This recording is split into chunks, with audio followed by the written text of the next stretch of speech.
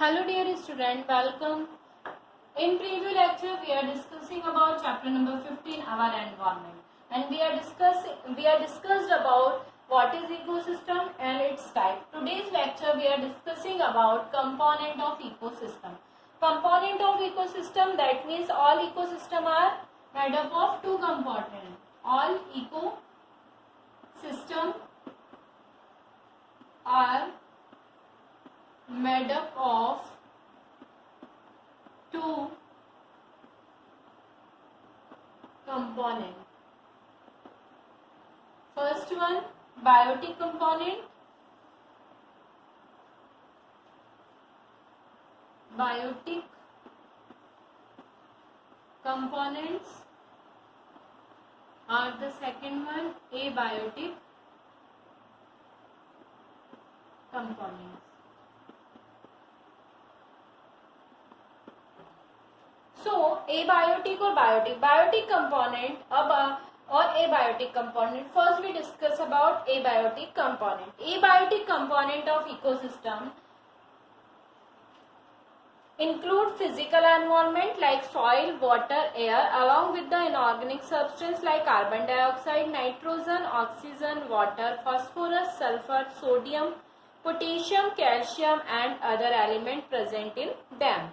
The physical factor or climatic factor like light, temperature, pressure, humidity are also considered a abiotic ecosystem. क्या होता है abiotic ecosystem? Abiotic ecosystem उसको कहा जाता है जिसके अंदर हम फिजिकल एनवायरनमेंट को रखते हैं. Physical environment that means non living things को जिसके अंदर रखते हैं, that is called abiotic component of ecosystem. कौन हो गए बायोटिक चीजें? एनवायरमेंटल फैक्टर जैसे सॉइल, वाटर, एयर, है ना. इसके अलावा कुछ गैसेस जैसे carbon dioxide, nitrogen, oxygen, water, phosphorus, sulphur, sodium, potassium, है ना. ये सारी चीजें आ गई. इसके अलावा फिजिकल फैक्टर आ जाते हैं जैसे क्लाइमेटिक फैक्टर, लाइट हुआ, टेम्परेचर हुआ, प्रेशर हुआ, ह्यूमिडिटी हुई. ये सारी चीजें जो होती है किसके अंदर आती है? एबायोटिक कंपोनेंट्स के अंदर आती है. बायोटिक कंपोनेंट की अगर हम बात करते हैं तो इसमें इकोसिस्टम के वो फैक्टर आ जाते हैं जो होते हैं लिविंग फैक्टर. ठीक है, लिविंग फैक्टर जितने भी होते हैं उनको बोला जाता है बायोटिक कंपोनेंट. अगर हम इनकी बात करते हैं तो इसके अंदर प्लांट, एनिमल ये सब आ जाते हैं जो एक दूसरे के ऊपर क्या होते हैं? इंटरमीडिएटली क्या होते हैं? डिपेंड होते हैं, इंटरडिपेंड होते हैं अपनी पॉपुलेशन के लिए. और इसके अंदर जितने भी बायोटिक कंपोनेंट होते हैं इकोसिस्टम के वो सब इसके अंदर रखे जाते हैं. कौन कौन इसके अंदर रखे जाते हैं? सबसे पहले होते हैं प्रोड्यूसर, ठीक है, ऑर्गेनिज्म. सेकेंड होते हैं इसमें कंज्यूमर,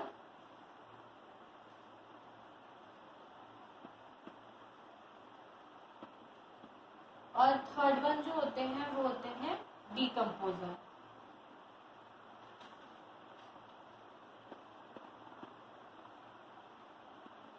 सबसे पहले हम डिस्कस करेंगे प्रोड्यूसर ऑर्गेनिज्म के बारे में. प्रोड्यूसर ऑर्गेनिज्म या फिर हम इसको ऑटोट्रॉप्स भी बोल सकते हैं.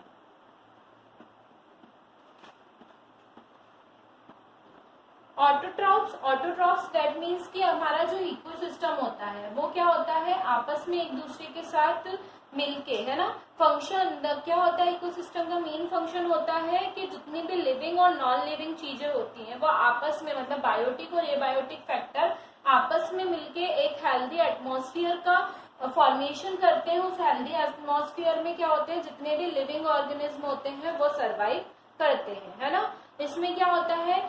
जितनी भी चीजें इसमें प्रोड्यूसर, कंज्यूमर, डीकम्पोजर ये सब आते हैं और ये सब इस इकोसिस्टम के क्या होते हैं? मेन पार्ट होते हैं.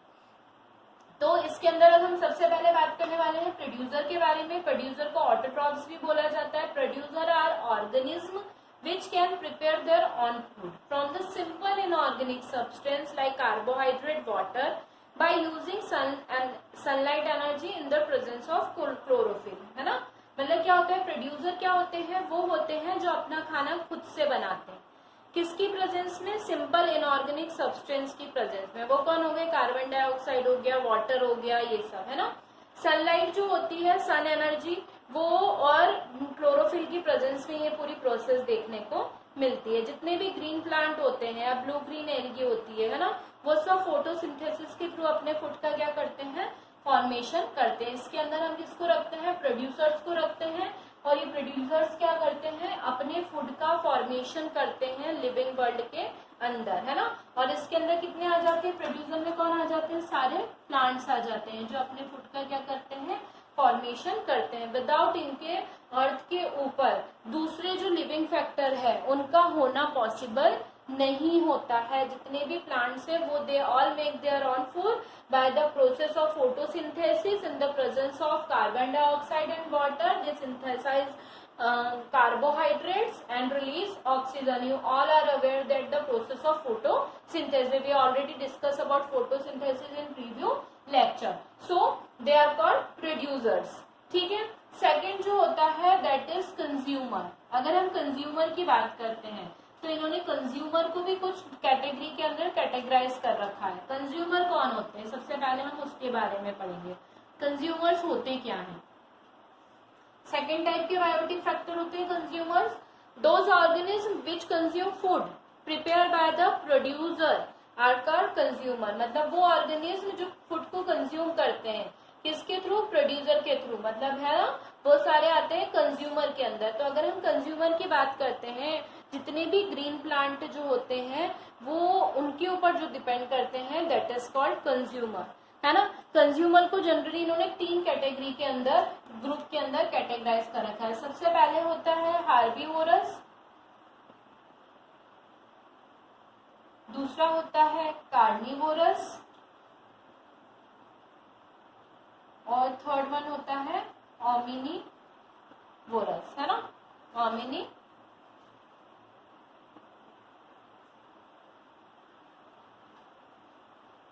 हार्बीवोरस मतलब herbivorous those plant which those animal which eat, है ना। इसके अंदर सारे एनिमल्स आ जाएंगे इस कैटेगरी के अंदर। उसके अंदर प्रोड्यूसर्स के अंदर सारे प्लांट्स आ रहे थे, इसके अंदर सारे एनिमल्स आ जाएंगे। So herbivorous those animal which eat only plant product. What those eat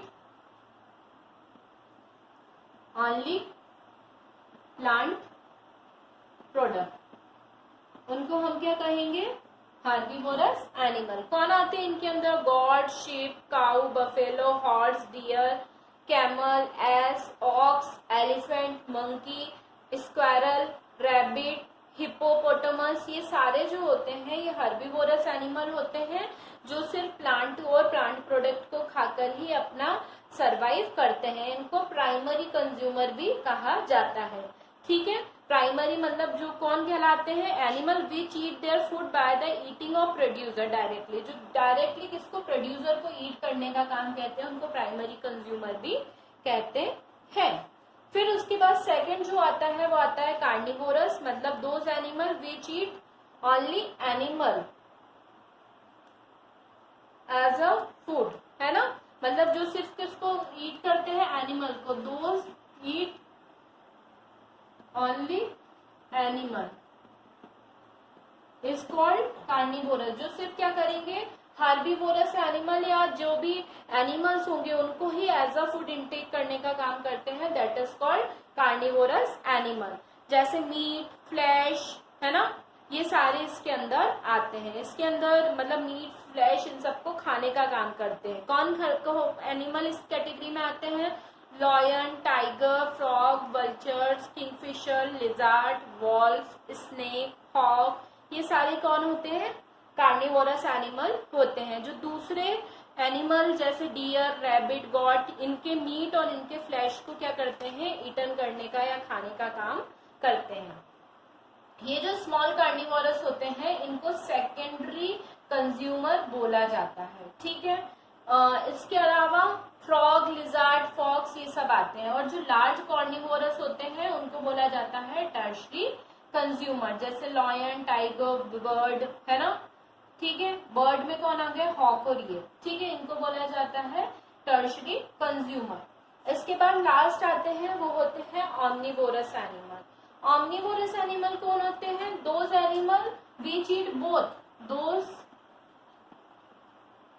eat both plant and animals, जो क्या करते हैं, दोनों चीजों को खाने का काम करते हैं। किसको? प्लांट को भी और एनिमल को भी, है ना, उनको बोला जाता है ऑमनिवोरस एनिमल, ऑमनिवोरस, है ना, या ऑमनिवोरस जो एनिमल जो इनको करने का, इस प्रोसेस को करने का काम करते हैं, दैट इज कॉल्ड ऑमनिवोरस एनिमल। कौन आ गए? ह्यूमन बींग्स, मतलब हम लोग आ गए, डॉग आ गए, क्रो आ गए, स्पेरो, बियर, है ना, एंट, ये आंट, ये सब क्या होते हैं, किसके अंदर आते हैं? ऑमनिवोरस एनिमल के अंदर आते हैं। ठीक है, तो ये क्या हुआ? सेकेंड टाइप का बायोटिक कंपोनेंट में कंज्यूमर जो अपने फूड के लिए क्या करते हैं, दूसरों के ऊपर डिपेंड करते हैं। ठीक है, टोटली उसमें भी इनकी सब कैटेगरी थी। कौन कौन सी कैटेगरी थी? Herbivorous, carnivorous and omnivorous. अब थर्ड जो होता है वो होता है डीकंपोजर्स। डीकंपोजर्स क्या होते हैं?